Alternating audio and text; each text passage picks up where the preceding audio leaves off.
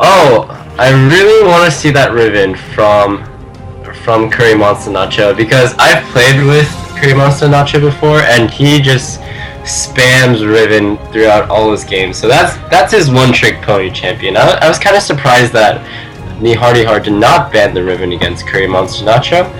So it is left up to him. Let's see if he decides to lock it in here. 15 seconds left on the clock.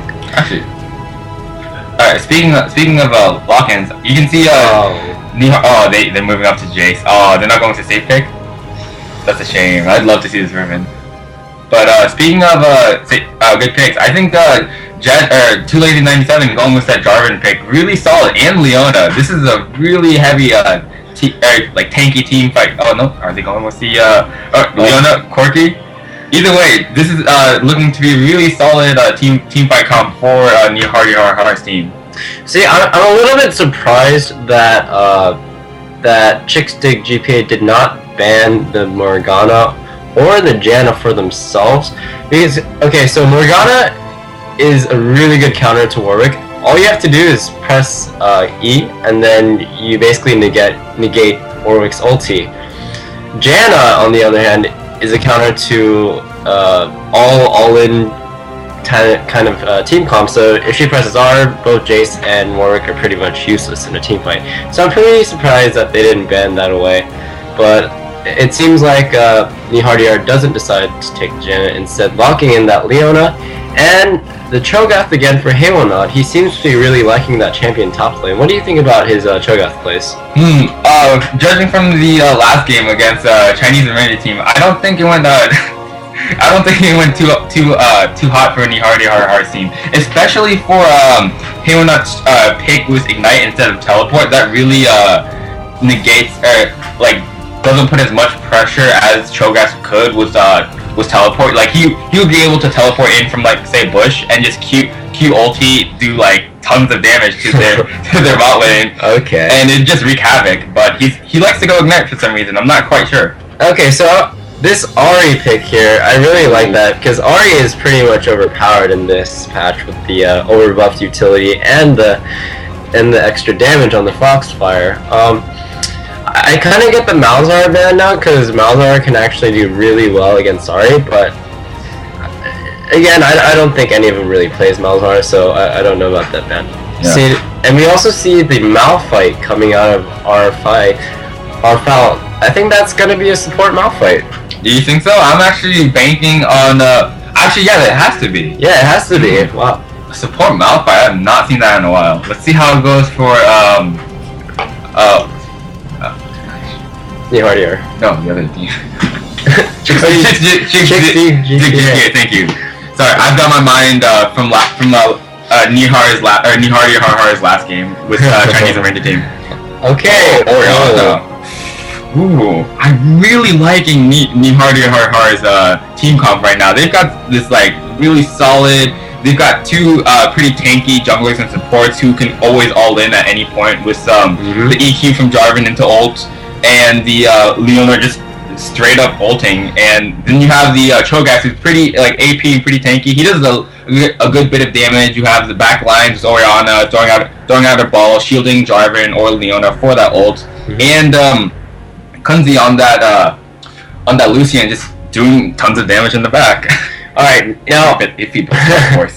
Now I'm really interested in seeing this bot lane work for Chick's big GPA, because Malphite and Graves is going to be a really tanky lane, because Graves, again, with his passive, gains 10 extra armor, I believe, and Malphite is just naturally tanky, and he has really high base stats, and his passive. So I want to see if that counteracts the burst coming in from the Hardyhar's bot lane with Leona and Lucian. I think that will actually be a good pick against them. I would agree with you there.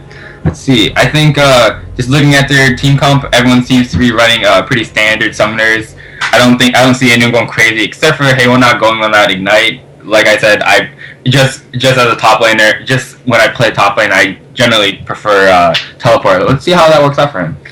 Alright. So I want to talk a little bit about the mid lane matchup before we go in. So I play a lot of Oriana and in season 3 and 4, and Ahri is actually a pretty skill dependent matchup.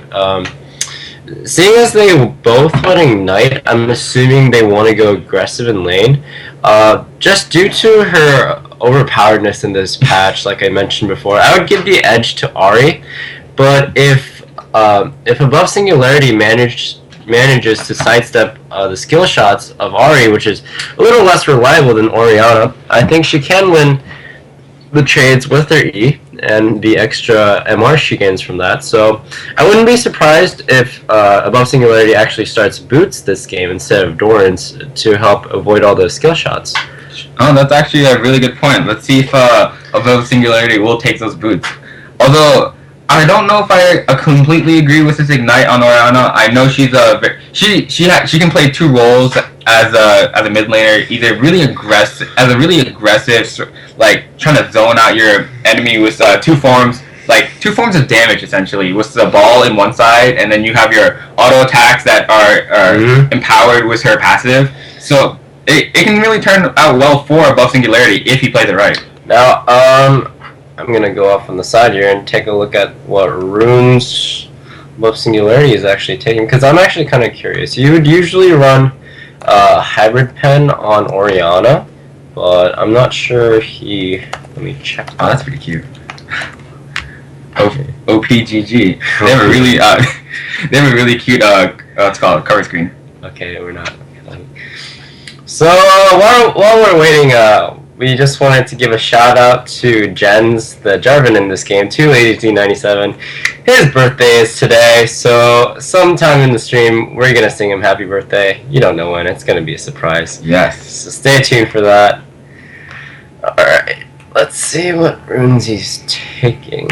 If I remember correctly, I don't believe oh my gosh. I don't believe Above Singularity has hybrid pen marks in his rune pages.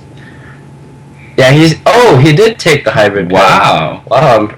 Oh wait, no, I set this up from a while ago for Ariana. I remember. Okay. So he is taking flat AP or AP Quints, hybrid pen marks, armor yellows, and scaling ability blues.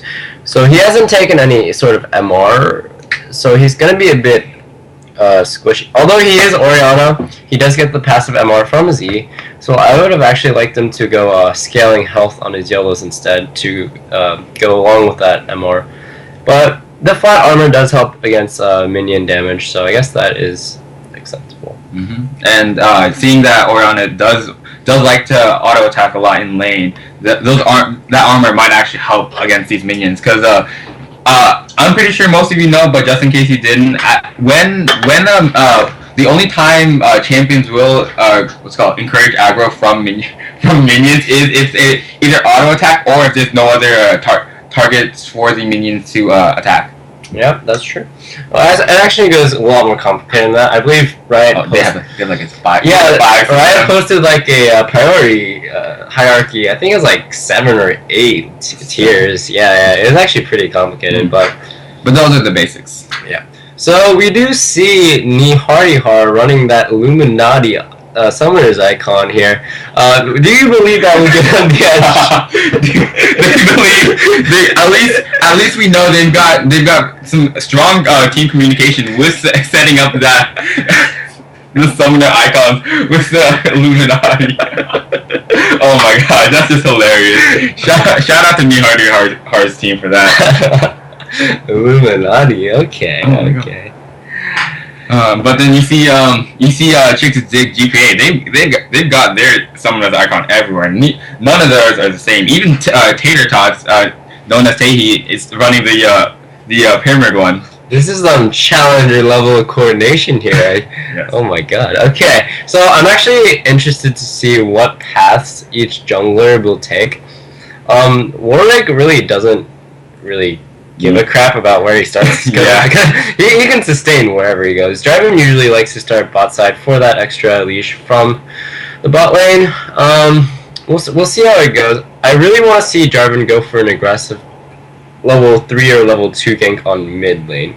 Because if he snowballs at mid lane, he's going to get Orianna in the upper hand against Ahri. He's going to give above Singularity that chance to roam and impact the other lane. So he's basically creating a second jungler if he gets the mid lane ahead. So I would really like to see him focus that mid lane a bit in the early game. Just mentioning about those early games from J4, I want to point out, like, you can see J4. He does have a lot of presence with that EQ combo to knock up the opposing enemy. While for Warwick, you're basically stuck in the jungle until level 6, so that's one of the bigger downsides for Warwick. Although with the Chilling Smite that Riot introduced in the recent Season 5 changes, it actually does help. We have a pause here, but it actually does help him gank before level 6, because if he has red buff and Chilling Smite, he can get a fair bit of slowdown.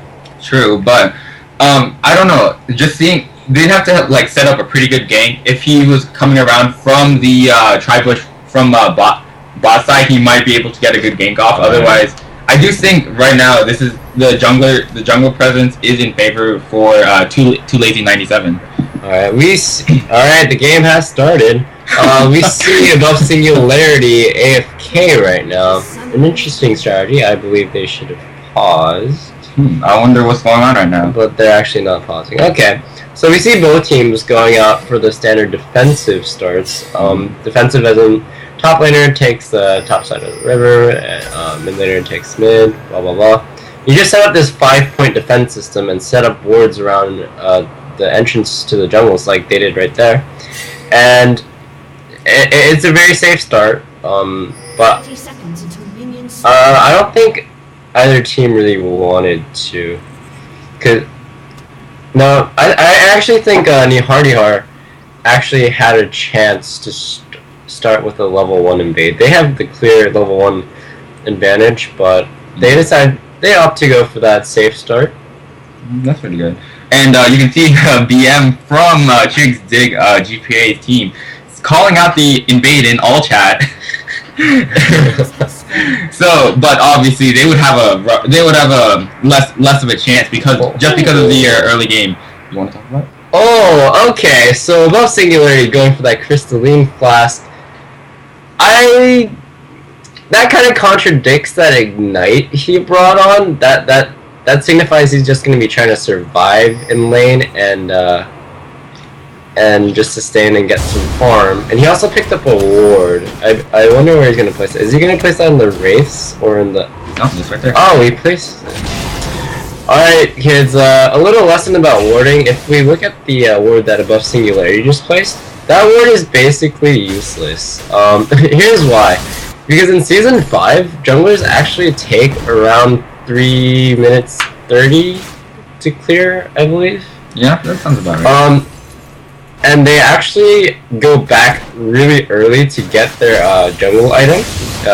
The blue one, the Chilling Smite for Warwick, probably, or the Trailblazer. So by the time he clears his Grom, his blue buff, his wolves, his wraiths, and maybe his red, and he backs and comes back, that ward is just gonna be gone, and it's not gonna have him provided Nihar any sort of vision, any sort of useful vision, really. And I believe he could have just spent that on combat stats in lane, because yeah, I really wanted him to go aggressive with that ignite pick.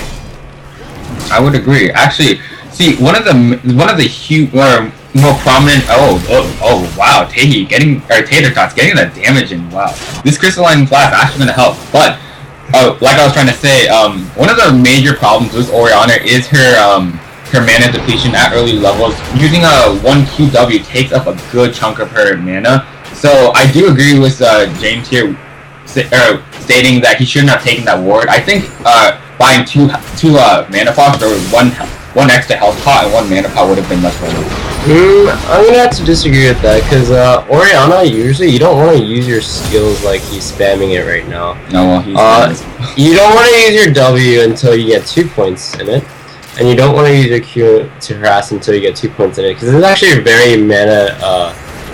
It's not very efficient use of your mana. I believe someone did the math on Reddit. It's better to just auto attack and take some minion creeps. Yeah, also, we see Tater Tots Ari abusing the weakness that Orianna's have, and that's when they send the ball out, and and Orianas no longer have that passive MR and armor, that you can just get some free, a nice chunk of health out for free.